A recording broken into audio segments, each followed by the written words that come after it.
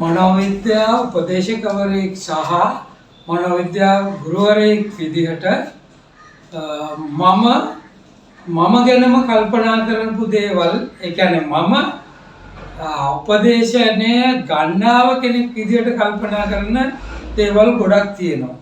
ඒ කියන්නේ මේ මෑතකදී මට තීරණයක් ගන්න බැරුව ජීවිතේ අත් වශයෙන්ම මේ කාලේ ලංකා මනෝවිද්‍යා ආයතනයේ නඩත්තු කිරීමත් මම සහ පවුලේ අය නඩත්තු වීමත් ව්‍යාකූල ගතියක් තියෙනවා මූල්‍යම තත්ත්වයක් මත.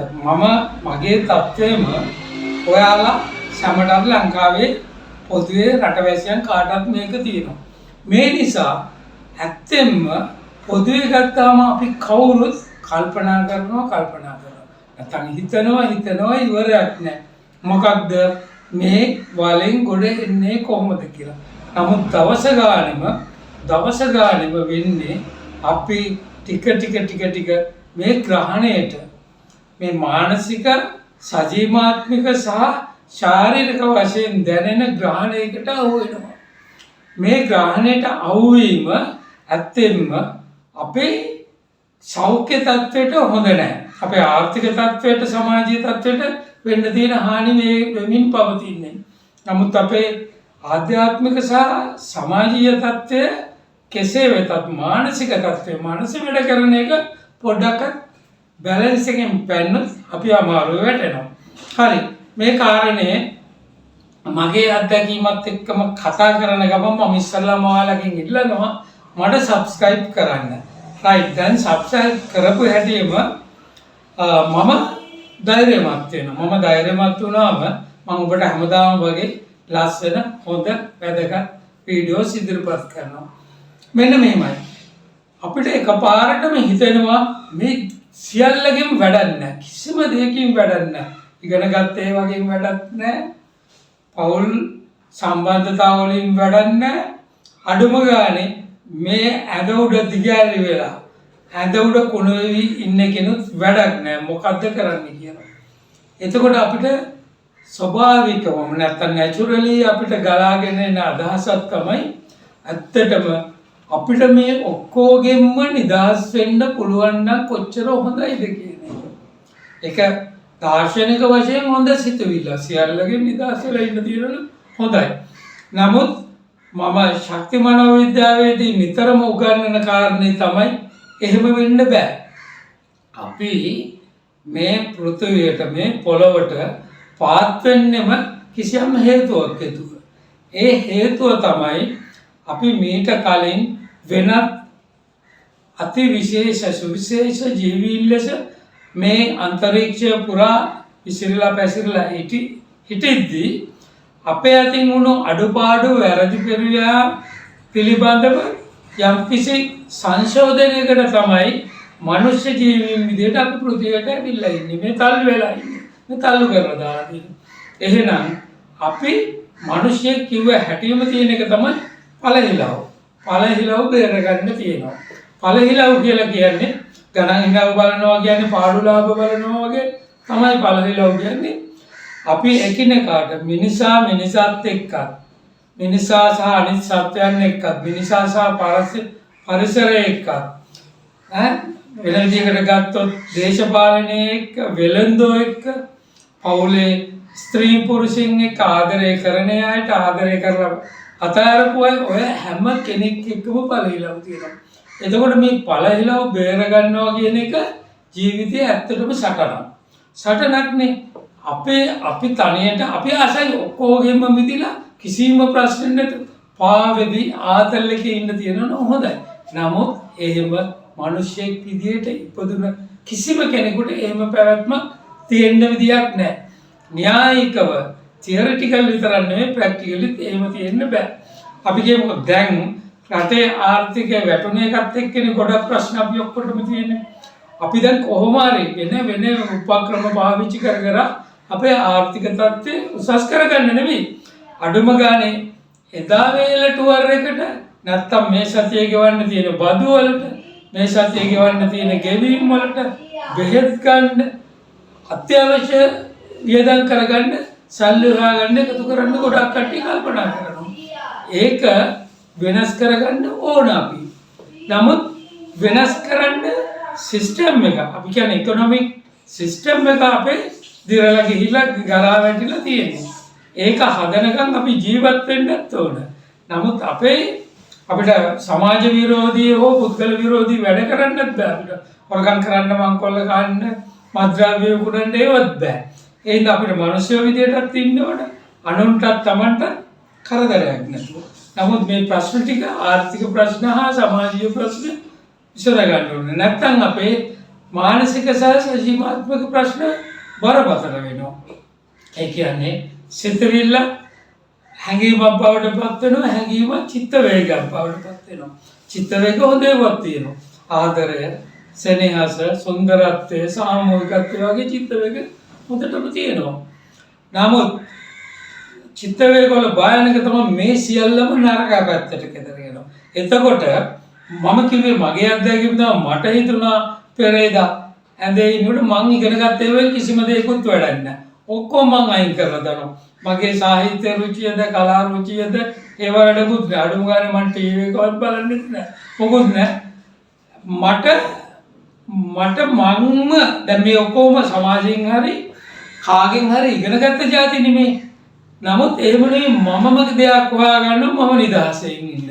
ඇත්තටම එතන තියෙන අර්ථය තමයි මට මේ සමාජයත් එපා සියල්ල එපා මට ඕන විදිහට ජීවත් වෙන්න ඕන කියලා තීරණය කරගත්තා.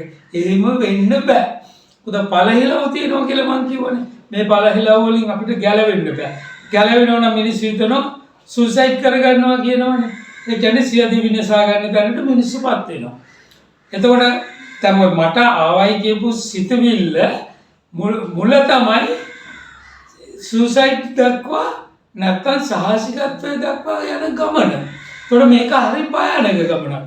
ඇත්තටම මේ විදිහට කල්පනා වෙන අය මේ වීඩියෝ එක බලන අතර ඕන තරම් ඉන්නවා. මේ අය කල්පනා කරන්න ඕන මටම ඕන විදිහේ තීරණයක් ගන්න බෑ. රජයට ඕන විදිහේ තීරණ ගන්නත් බෑ. අම්මට තාත්තට වයිෆ්ට හස්බන්ඩ්ට දරුවන්ට ඕන විදිහේ තීරණ ගන්න බෑ.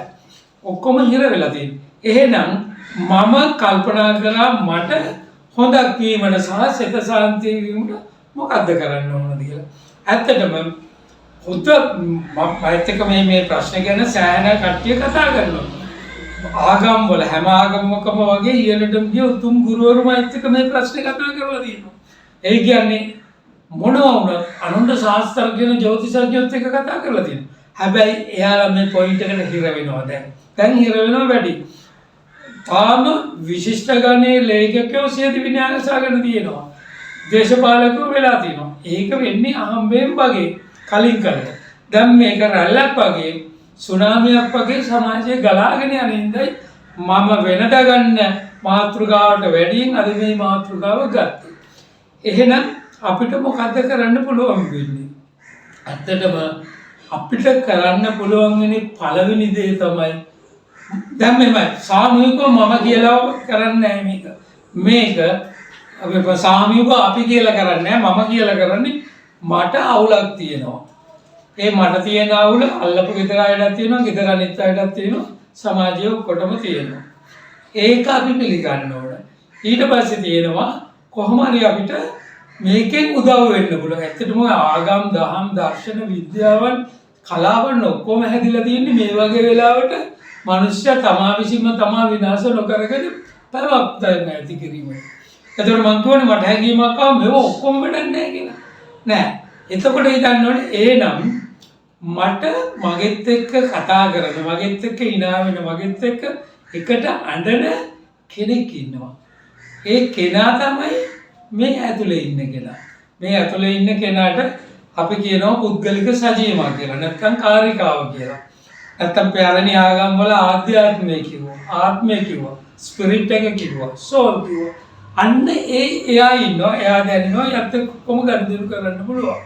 එහෙනම් මම කරන්න අවශ්‍ය වෙන්නේ මම එදා ඒ අත්දැකීමට මුහුණ දෙන්න වෙලාවේ මම කරේ එකපාරටම මගේ ඇතුලේ තියෙන මේ කාරිකාවට මම යටත් වුණා එකඟ වුණා නෑ.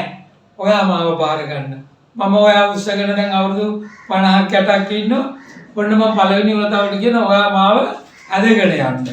ඇත්තටම ඒක කියලා දවස් නෙවෙයි පැය 20ක් විතර යනකොට මට හිතුණා ගිහලා ටීවී එක බලන්න.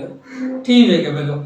ඊට පස්සේ මට හිතුණා මගේ ලියන කාමරයට ගිහිල්ලා මගේ ලයිබ්‍රරියට ගිහිල්ලා පොඩ්ඩක් පොත ගාලා අතු ගාලා කරන්න. පහෝදා වෙනකොට මම ඕකේ. මම අද උදේ වීඩියෝ එකක් කරන්න හිතුවේ නෑ. මම වෙන ගමනක් යන්න ලෑස්තිලා මෙහෙම එනකොට මම හිතුවා මේ මම අවුරුදු 23ක් තිස්සේ මිනිසුන්ට උපදෙස් දෙනවා උගන්වනවා මනෝවිද්‍යාව විෂය සම්බන්ධයෙන්. එහෙම කෙනෙකුට මට මේ සිතුවිල්ල ආවනම් ඇත්තටම මනෝවිද්‍යාව ගැන වචනවත් ආලා නැති මිනිස්සුන්ට මනෝවිද්‍යාවට මේක පැටලෙනවා ඇති කියලා. ඒ හින්දා මම ඊටාම සුබවාදීව මේ වීඩියෝ කරේ. ඔයාලා මේකේ පොඩි කරුණු ටිකක් ඔයාලට ගන්න තියෙයි. ඒ ටික අරගෙන ඔයාලා හිතන්න. ඔයාලා කීපාරක් මේ විදිහට යන්න වෙලා තියෙනවද? ඇත්තෙන්ම උපදේශකයන්ට දැන් කරන්න දෙයක් නැහැ කොහෙත්ම. ඒ හින්දා අපේ උපදේශක අපි බවටපත් වෙන්න ඕනේ. ඒත් අපි අපේ තියෙන මෝඩකම් කරලා තියෙන මෝඩකම් අනුව ඊට වැඩිය මෝඩකම් කරන්න පෙළඹවීමක් අපේ ශුෂ්ක මුද්‍රා අපිට තල්ලුවක් දෙනවා. ශුෂ්ක මුද්‍රා කියන්නේ මම මේ වෙලේ කියපු ඔය චිත්ත වේග. ඒ චිත්ත වේග තමයි අපිට තල්ලු කරන්නේ. දල වැඩක් නැහැ. මැරෙන්න ඕන. පයින්නවා කගේ. ඔය වගේ ශාති ටක් ගාලා එනවා. එතකොට ඒව දිග්ගැහෙන්නේ නැති වෙන්න ඉඩ නොදී අපි දැනගන්න ඕනේ මෙතන ඉන්නවා. දෙවියන් වහන්සේද බුදුන් වහන්සේද තාම සුද්ධ වූ පාරිශුද්ධ වූ කෙනෙක් අපේ ඇතුලේ ඉන්නවා. ඒකට තමයි අපි කාරිකාව කියන්නේ. ඒකේ සුබෝධ පීඨයක් තියෙනවා. සුබෝධ පීඨය තමයි මේ සජීව ශක්තිය එහෙම නැත්නම් සජීවමාතා වැඩවසන්නේ. එතකොට අපේ ඇතුලේ තියෙන අපේ දෙවියන් එක්ක අපි එකතු වෙලා අපේ බුදුන් එක්ක අපි එකතු වෙලා අපි අපේ ජීවිතේ ගොඩ ගන්න පුළුවන්. එතෙන්දී අර වගේ ක්‍රිටිකල් සිටුේෂන් තාම තීරණාත්මක කෙස් ගායෙන් ගහලා යනවනේ ජීවිතේ. ඒ තැන්වලදී මේක සුසයිඩ් කරන එකට විතරයි මිනිස්සු කමාරාගන්න යන්නේ.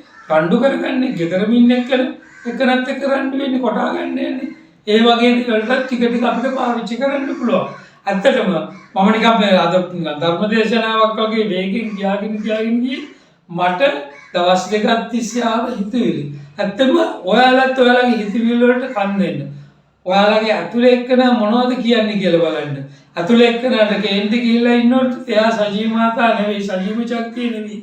ඒ තමයි ශුෂ්ක මුද්‍රා නැත්නම් අතිභයානක චිත්ත වේග. එතකොට අඳුන්න ගන්න සුබෝධ පීඨේ කියලා ඉන්නවා. ඊටාම හොඳ අපිව බලා ගන්න කෙනෙක්. මේ ඇඟේ කොහේ හරි මෙතනමනේ අපේ ශරීර කුඩු ඇතුලේ කොහේ හරි ඉන්නවා. එයා දෙන ඉඟි තෝරගන්න ශුෂ්ක මුද්‍රා කියන ඉතින් අපිව කලම්බන්න කේන්ති ගන්නන්න ආවේගශීලීව දෙනව නතර කරගන්න. ඉතින් බොහොම ස්තුතියි මට සවන් දුන්නට. මට සබ්ස්ක්‍රයිබ් කරන්න.